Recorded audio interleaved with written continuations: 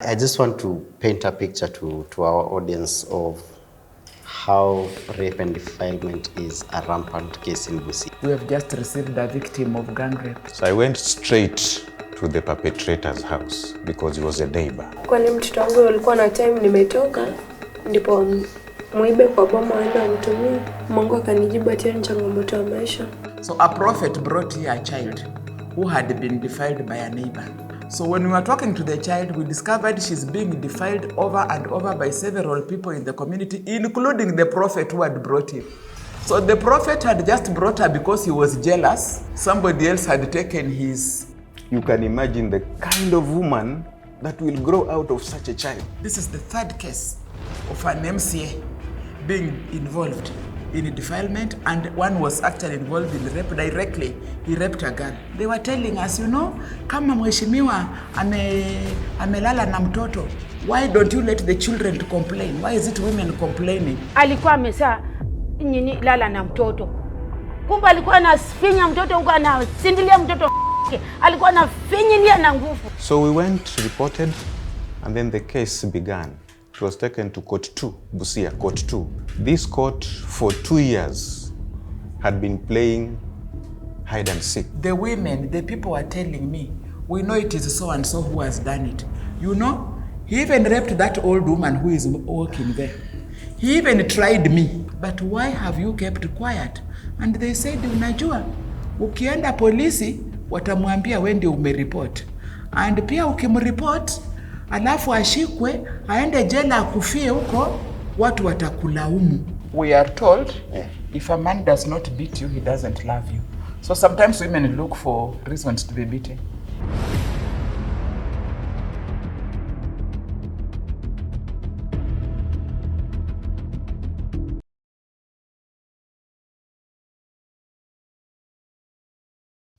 No matter where this gender justice conversation journey led me, and no matter what I found, nothing, absolutely nothing could have prepared me for Busia. Where in Kenya, in fact, where in the world have you ever heard of the rampant rape of little children, grandmothers, persons with disability, without any form of accountability? Nothing could have prepared me for a community where rape is a weapon, rampant and normalized. In fact, from my conversations with survivors, I found that there was no refuge or help in hospitals, at the police, in courts, and worse, no help at home. Women of all ages and children are getting raped by relatives, friends, strangers, leaders, guardians, and even duty bearers. My life has largely been behind the camera, weaving stories through people's voices, what they say, how they act, what they do. On this first part of my conversation in Busia, step behind the camera with me and try to answer the question I could not. What is going on in Busia? Let's start from just introduce yourself, to Koapi, and what you do. Thank you very much. Yeah. We are at REEP. REEP is a Rural Education and Economic Enhancement Program. Okay. It's a registered NGO, now PBO, shall becoming PBOs. And REEP basically works to protect the vulnerable people, especially women and girls and children in general, especially from sexual gender-based violence, which is extremely rampant in Busia County. Your name? My name is Mary Makoha. I'm the director of REEP. All right, thank you. Mary, tumekuwa tukiongea sana and your days are interesting. Like today, for example, a very normal, regular day. What was the first call you've received today in the morning? This morning, my first call was at around 5:30, and it was a distress call.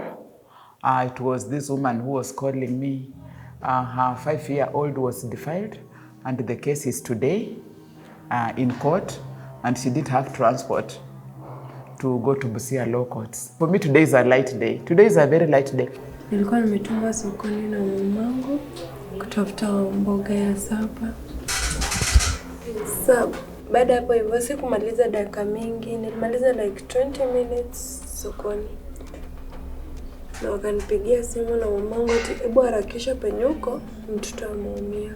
My last born is currently 6 years. she was affected when she was 4 years old.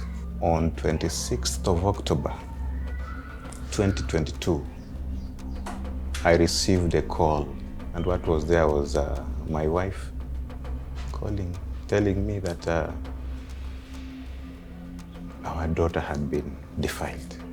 Sasa kwenda hapo karibu na hospitali nikapata mtoto ana bleed damu. Nikauliza nini nimefanyikia mtoto wangu, amechomeka kama shida nini? Wakanijibu ati hapana, tupeleke mtoto wa chemistry. Nikauliza ati sitapeleka mtoto wangu chemistry msiponiambia chenye nimemfanyikia. Wakanijibu mtoto amerepiwa. Which daughter? What do you mean? The incident took place at around 7 in the evening. So I went straight to the perpetrator's house because he was a neighbor. This was a neighbor, we lived with him. I had a shop and he would supply us with loaves. He had his kids who were best friends of my kid. They would play in my house. They would even be fed there. I took them like my own kids. At times I would even buy them, pay them fees as well. So they were part and parcel of my family. But then the father had some other hidden agenda. Kuuliza kwani mtoto wangu alikuwa na time nimetoka ndipo muibe kwa bomo aende amtumie. Mungu akanijibu ati ni changamoto ya maisha. Niende na mtoto kwa hospitali, nikakimbia hospitali nyingine inaitwa Sirimba Hospital. Venye nilifika Sirimba Hospital, wakanijibu niende kwa hawezi wakashona mtoto jinsi mtoto venye alivyoraruka. Baada hapo hivyo kesho yake nikaambiwa mtoto anaenda theater. Baada ya mtoto kwenda theater, akashonwa ya kwanza, akararuka baada ya wiki 2. Akashonwa ya pili, akaruka baada ya wiki 2. So when I got to his house, lucky enough, I didn't find him. Because if I found him, I would have killed him. It would be a different case. I felt terribly bad. You know, the innocence of a child, to some degree, depends on us adults. And the trust that they've given us does not warranty whatever that person did to my child. Sometimes you come here, you receive 12 cases of defilement, 2 cases of rape. In one day. In one day. Sometimes you are called and the case is so severe, like an old woman has been raped and she cannot walk. Or women bring here children still bleeding and with all the that. How long have you been doing this? I received my first case of defilement in 1998. And right now I've handled 13,876 cases of defilement and rape. From 1998? Yes. And this is just you, like this is a trip. There are so many CSOs you've just introduced me to, and each one of them receives cases on their own as well. So 13,000 that you have handled. Yes, those are the ones that REEP has handled. For example, most of the people bring them here first. We are the first people to meet these victims. We take them to hospital. Hospital has its own problems. Because you get sometimes at the hospital, we have some, I would say, rogue medics who will want to be paid before they fill the PRC form. They'll want 2,000. This person doesn't have the money, so it stops there. Asubuhi yake tena sisi tunaenda kwa hospitali. Utafuta P3, kupeleka kwanza Rebeka huko. Kupeleka huko Rebeka. Jani, nikiingia hivi, kuenda kwa daktari hivi. Daktari anitaki. Kana kwamba mimi ni umbwa, sistahili kuingia kwa mlango ya hospitali. Kana kwamba mimi bila sikusoma, wanione kama ni ile uchafu. Ile uchafu yenye mtu hawezi katazama. Nikiingia kwa ile room ya daktari, ule daktari anaita tu polisi ndani na kumwambia wacha hatu hasonge huko. Mimi nilisema kwa roho yangu, haki ya mtoto wangu natafuta tu hapo. Hiyo nyumba si yako, hapo ni hospitali tu, wewe pia umekuja kufanya, lazima nitaingia. Okay, the case will go to the police. Sometimes the police will also just behave funnily. The case stops there. Is that the case also in the police station? Because the courts have been mentioned a lot, but talking to several survivors as well, the police station is somewhere else. They find a road. Yes. Again, it's the money. It is the money. Nirudi na mtoto kwa police station, nipewe P3, nirudishie daktari ajaze. So wakati nilitoka na mtoto kwenda police station na hizi dawa, polisi akaniambia hakuna P3 inajazwa. Ati hakuna P3 itajazwa. Ati daktari ama hakuna kitu daktari hajaandika, ati labda mtoto ameraruliwa ama nini.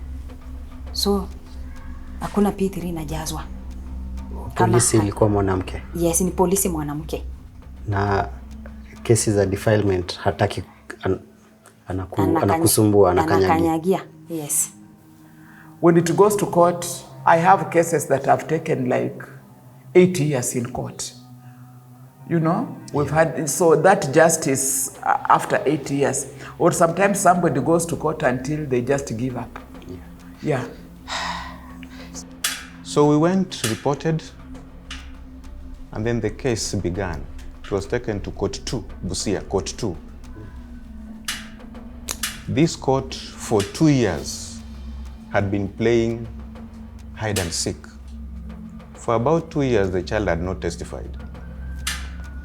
Then at one particular time, sessions, I had to carry up my hand and demanded that a new court be availed, such that the child be given the chance to explain, to express herself. She was out of school every now and then. You get to court, you know, the magistrate comes lazily, sits there, and makes a decision that this case is pushed to another day without any reason, without any reason. But at one particular time, I had to stop them. I wanted to know exactly what was happening. So eventually they gave me a chance to speak. I told them, if you feel that you don't want my child to get to speak, because what I was interested in is to let the child speak, express herself, tell exactly what had happened, such that she's let free. 2 years, the child is still reminded, you know, what happened, and she explains what happened. You get to the very same court. This child gets to the very same court with the very same person who defiled her. She sees the person there. And each and every time, case is not done.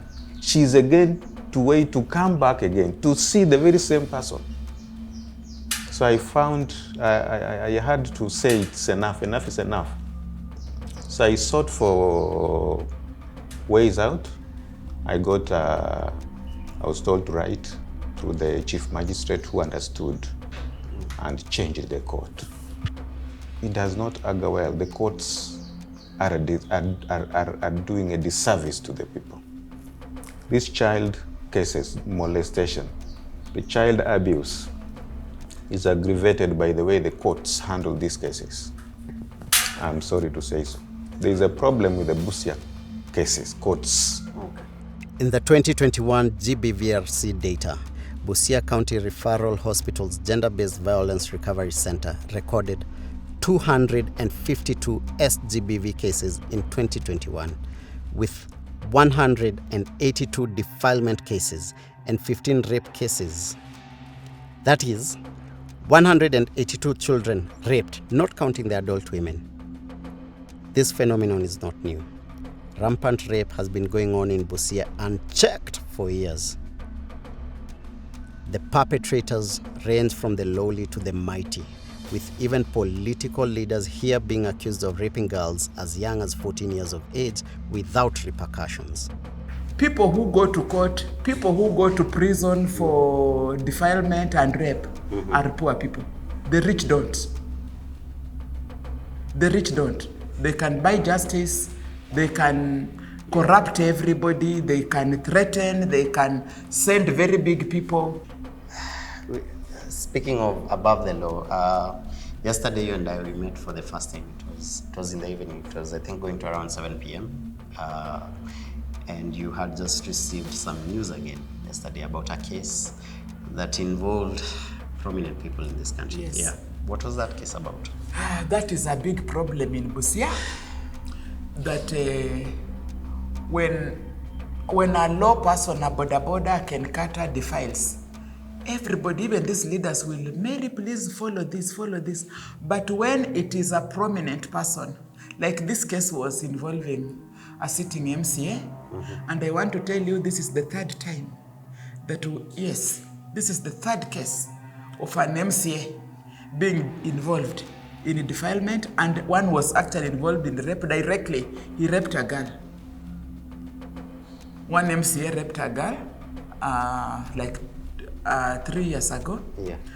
And it was so bad because even the clinician who took the case up, like who recorded the PRC, was threatened. This girl got pregnant. The MCA went to her home, forcefully took her and forced her to procure an abortion. This girl is a sickle cell patient, so she's in very bad shape. But I visited the home, and now the parents had been threatened. They would see my vehicle and take off, like hawataki maneno. Then now this other one, schools, children were sent home to get school fees, and the MCA has been having an affair with this 14-year-old child. And when I was following it up, I was being told, sasa unafuatilia ya nini? Hii relationship ilianza zamani when this girl was in class 7. So like in class 7, how old was she? Like 12 years. Like 12 years. And the people knew, and I discovered that people know that this girl, she was now in Form 1. This girl, people knew about her affair with the MCA. Even her mother knew. The mother used to be given money to a level that in the community, people are calling this girl First Lady. Bibi ya mheshimiwa, girlfriend ya mheshimiwa. And even for the MCA to be brought to court. You see the ladies who have been here, the CSO, yeah, those are my soldiers. We had to carry placards to court, like we want this guy here. That's when he was brought in. And I thank the court because he was locked up for 12 days. And that is not the worst. On the day he was brought in court, we were there with the women carrying placards, and he came with a convoy of his supporters, and majority were women and youth. He came with a convoy, and they were abusing us. They were telling us, you know, kama mheshimiwa amelala na mtoto, why don't you let the children to complain? Why is it women complaining? That just shows you that Busia has normalized defilement. It is okay.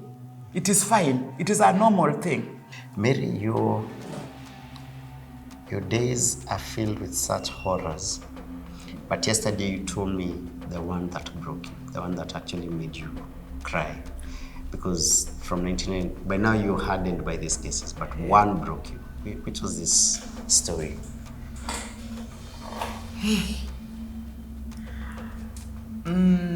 I go through a lot of heartbreaks many times, but last month,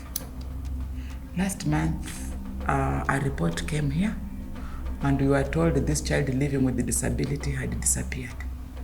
She can't walk, then she's also deaf. So this child, she's 8 years, she was 8 years, and every day she just sits outside the grandmother's house. She doesn't move out. She doesn't go to play. And her auntie went to the river, and within 10 minutes, she came back, she found the child missing. That was on 19th of July. And they looked for this child. She was not there. They reported to the police about a missing child, and the child was not there at all. Then towards the end of around mid-August, the grandmother the people around started sensing foul smell, rotting flesh from near the home.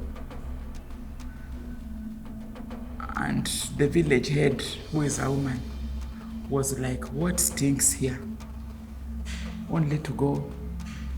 Just this woman, she entered a small bush and found a headless body of this child. She had been defiled. You could see the vaginal area had really been tampered with. And she had been thrown there. The women, the people were telling me, we know it is so and so who has done it. You know, he even raped that old woman who is working there. He even tried me. He even tried grabbing so and so. He even tried doing this. He even raped, we are even afraid of so and so. This old woman who is here, she will be raped. So I asked them, so you know what this man does? You know what he's capable of? He has tried you, he has done this, but why have you kept quiet? And they said, unajua, ukienda polisi, watamwambia wewe ndio umeripoti. And pia ukimripoti, alafu ashikwe, aende jela akufie huko, watu watakulaumu. Tunaweza wasaidiaje hapa kwa kijiji? Ni nini ungependa ifanyike? Haki tendeke tu hasa kwa mtoto wangu. Either hiyo DNA test ikitoka, wa mtu amfungie tu kifungo cha maisha, wasijaribu kumwachilia. You can imagine the kind of woman that will grow out of such a child. This man will pay. They will pay. They're going to pay. It's hurting. Hurting indeed. It's too bad. You have painted the picture in Busia, and that is what I wanted. So that by the time we go to the panel, we try and see if we can come up with a solution or something. Why is it that the men of Busia hate their women so much? It's so painful. Somebody defiles your child who is disabled. Wewe kubali nikupie 10,000, hii story die. Si ati yako na faida sana kwako. I feel like killing somebody. We have a rotten system. Most of the time we see the image of the victim. Why are we not painting the image of the perpetrator? Many people look at sexual offenses purely as a crime. The systems are failing. We should normalize fighting the crime as opposed to fighting the victim.